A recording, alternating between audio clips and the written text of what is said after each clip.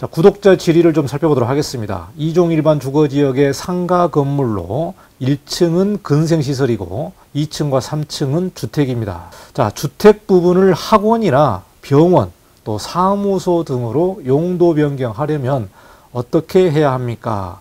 이 부분도 다뤄주시면 감사하겠습니다. 이렇게 구독자분이 질문을 남겨두셨는데요.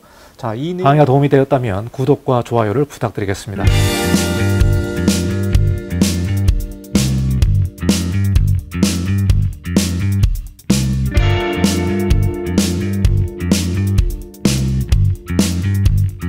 네, 안녕하십니까. 이건영 건축사입니다. 알기 쉬운 건축 수업 7번째 시간이 되겠습니다. 이 코너는 여러분에게 최대한 좀 쉽게 건축에 관련된 내용들을 좀 전달하는 그런 시간이 되겠습니다. 때로는 구독자분들이 질문한 내용을 제가 좀 해설하면서 여러분에게 쉽게 답변하는 그런 시간으로 만들고 있습니다. 오늘은 구독자분이 질문한 용도 변경에 관련된 내용을 가지고 여러분과 같이 공부해보는 시간을 가져보도록 하겠습니다. 제가 그동안 건축법 해설에서 용도 변경에 관련된 내용들을 좀 강의를 했는데요. 그 부분은 이제 법적인 내용들을 이렇게 강의하다 보니까 현장에서 실제로 용도 변경을 할 때에 어떠한 문제들이 있는지 또 어떠한 절차대로 진행하는지 이 부분을 여러분과 같이 좀 쉽게 설명하면서 공부를 좀 해보도록 하겠습니다. 여러분 구독과 좋아요를 좀 많이 부탁드리고요. 주변인 분들에게 이관용의 건축학교 채널을 좀 많이 홍보해 주시면 좋을 것 같습니다. 여러분의 구독과 좋아요가 강의의 힘이니까 많은 분들에게 좀 홍보 좀 부탁드리겠습니다. 자, 그러면 본격적으로 건축 수업을 시작하도록 하겠습니다. 이번 시간은 구독자 질의로 좀 만들어 보도록 하겠습니다. 알기 쉬운 건축 수업 7번째 수업인데요. 주택을 상가로 용도 변경하고 싶은데 어떻게 해야 하나요? 이런 내용으로 질문했는데요. 우리가 신축을 하지 않고 용도 변경을 하는 이유가 다양하게 있을 수 있습니다만은 시간이라든가 비용 또 공사비 이런 내용들 때문에 신축으로 진행하지 않고 용도 변경으로 진행하는 경우가 상당히 좀 많습니다.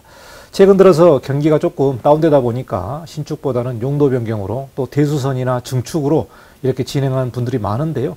좀 가장 많이 진행하는 부분들이 바로 주택을 상가로 용도 변경하는 경우가 되겠습니다. 또 다른 이유로는 주택에 관련된 세금 문제가 나오기 때문에 다주택자 부분들은 주택을 없애기 위해서 상가로 용도 변경을 하는 경우가 있겠고요. 또 다른 이유로 이렇게 대수선, 리모델링을 하는 경우도 있겠습니다. 그래서 주택을 상가로 용도 변경을 하는 그 절차와 여러 가지 문제점들을 좀 여러분에게 같이 공유해 보도록 하겠습니다. 자, 구독자 질의를 좀 살펴보도록 하겠습니다. 2종 일반 주거지역의 상가 건물로 1층은 근생시설이고 2층과 3층은 주택입니다. 그러니까 상가주택이 되겠죠. 상가주택. 1층은 근생, 나머지는 다가구 주택으로 이제 예상을 합니다만은 전형적인 상가주택의 모습이 되겠습니다. 자, 주택 부분을 학원이나 병원, 또 사무소 등으로 용도 변경하려면 어떻게 해야 합니까? 이 부분도 다뤄주시면 감사하겠습니다. 이렇게 구독자분이 질문을 남겨두셨는데요. 자, 이 내용을 가지고 어떻게 용도 변경을 하는지 그 절차와 또 어떤 부분들을 체크해야 되는지 그 내용을 가지고 제가 좀 영상을 만들어 보도록 하겠습니다. 먼저 병원이나 사무소, 이 부분은 이제 근린생활시설이죠. 이제 병원은 의료시설이고요. 우리가 통상적으로 말하는 부분이 의원입니다. 의원. 일종 근린생활시설의 의원, 한의원, 치과의원, 이런 부분들이 이제 의원인데, 이렇게 이제 작은 주택을 근생용도로 용도 변경하는 그 내용이 되겠습니다.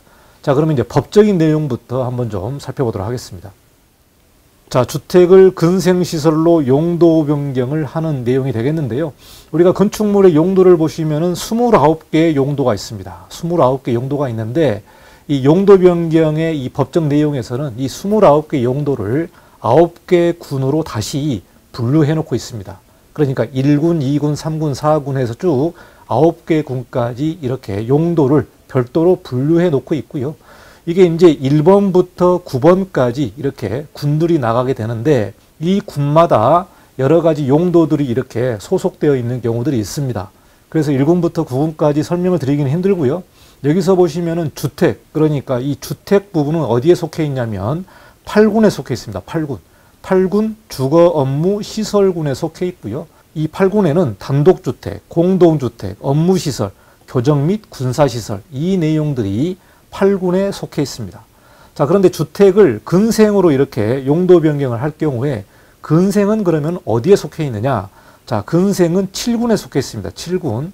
자, 7군을 보시면은 근린생활시설군이라고 해서 1종 근린생활시설, 2종 근린생활시설 이렇게 두 개의 근린생활시설이 7군에 속해 있습니다. 그렇기 때문에 주택 8군에서 근색 7군으로 이렇게 용도 변경을 하는 내용이 되겠고요. 이게 이제 1군에서 9군으로 내려가는 게 하위로 내려가는 거고요. 9군에서 1군으로 올라가는 게 상위로 올라가는 겁니다. 그래서 어떻게 보면 건축물의 용도상 중요도에 따라서 1군부터 9군까지 나눠지는데, 그러니까 1군에서 아랫군으로 내려가는 경우, 또 아랫군에서 위로 올라가는 경우에 따라서 신고 대상이냐 허가 대상이냐 이렇게 나눠지거든요. 그래서 이 경우는 즉 8군에서 7군으로 올라가기 때문에 아래에서 위로 올라간다고 보시면 될 것 같습니다. 그래서 이제 앞서 설명한 대로 단독주택일 경우, 즉 단독주택에는 다가구 주택도 포함이 되죠. 그래서 앞서 상가주택 경우에 이 다가구 주택에 해당될 것으로 보고 있고요. 주택 부분을 근생으로 바꾸는 내용이 되겠습니다. 그래서 8군에서 7군으로 바꾼다. 이렇게 이해하시면 될 것 같습니다. 자, 그러면 8군에서 7군으로 이렇게 하위군에서 상위군 용도로 변경하는 경우를 좀 보도록 하겠습니다. 자, 첫 번째는 허가 대상입니다. 허가 대상. 용도 변경도 신고 대상이 있고 허가 대상이 있습니다. 용도 변경은 단순히 뭐 용도를 변경하면 쉽게 될 걸로 보는데요. 그게 아닙니다. 용도 변경도 신고 대상이 있고 허가 대상이 있기 때문에 건축물의 용도를 하위군에서 상위군 용도로 변경하는 경우에는 허가 대상입니다. 그러니까 앞서 주택군 같은 경우는 8군이었죠. 8군에서 상위군, 즉 근생군이 7군입니다. 그래서 7군으로 올라가기 때문에 말 그대로 마이너리그에서 이제 메이저리그로 올라간다고 여러분이 이해하시면 되는데, 하위군에서 상위군 용도로 변경하기 때문에 이 부분은 용도 변경 허가 대상입니다. 허가 대상, 신고 대상이 아니고요. 뭐 사실 신고 대상이나 허가 대상이나 조금 말이 다르지 그 절차와 뭐 준비하는 내용들은 거의 같다고 보시면 될 것 같아요. 자, 그리고 한 가지 좀 말씀드리면 같은 군에서, 즉 만약에 8군에서 8군으로 이렇게 변경하는 경우나 7군에서 7군으로 이렇게 변경하는 경우에는 건축물 대장 표시정정 신청을 하시면 될 것 같습니다. 이런 경우에는 좀 쉽게 갈 수 있지만 하위군에서 상위군으로 이렇게 변경되는 경우는 허가 대상이 된다. 이렇게 보시면 될 것 같고요. 자, 두 번째는 제출 서류죠.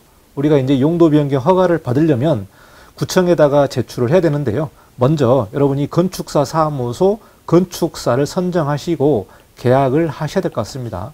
자, 이 업무는 건축사 사무소에서 진행을 하기 때문에 먼저 건축사 사무소 건축사를 선정하시라. 자, 그리고 이제 업무를 진행을 하면서 먼저 건축이나 대수선이나 용도 변경 같은 경우는 이 신청서가 있겠죠. 신청서에 뭐 대지 면적부터 해서 건축 면적, 뭐 주차 대수 등등등 해서 우리가 건축 허가를 신청하는 것처럼 용도 변경 같은 경우도 신청서를 작성을 해서 뭐 건축주 대리인 위임장도 받고 이런 진행을 건축사가 진행하게 되겠습니다. 그래서 먼저 용도 변경 신청서를 작성하시고요. 두 번째는 이제 변경 전후 도면이 필요하게 됩니다. 변경 전후 도면. 여기서 보시면 이제 평면도라고 법적으로 나와 있는데, 변경 전에 평면도 확인은 허가권자가 행정정보의 공동이용을 통해서 건축물 대장의 확인 등의 방법으로 확인할 수가 있습니다. 자, 그러니까 변경 전 도면을 작성할 수 없다면 변경 후 도면을 먼저 작성을 해야 되겠죠. 이럴 경우에 이제 변경 전 도면은 허가권자가 행정정보의 공동이용을 통해서 또 건축물 대장의 확인 등의 방법으로 확인하게 됩니다. 그러나 이제 통상 변경 전 도면과 변경 후 도면을 작성을 해서 제출하게 되는 거죠.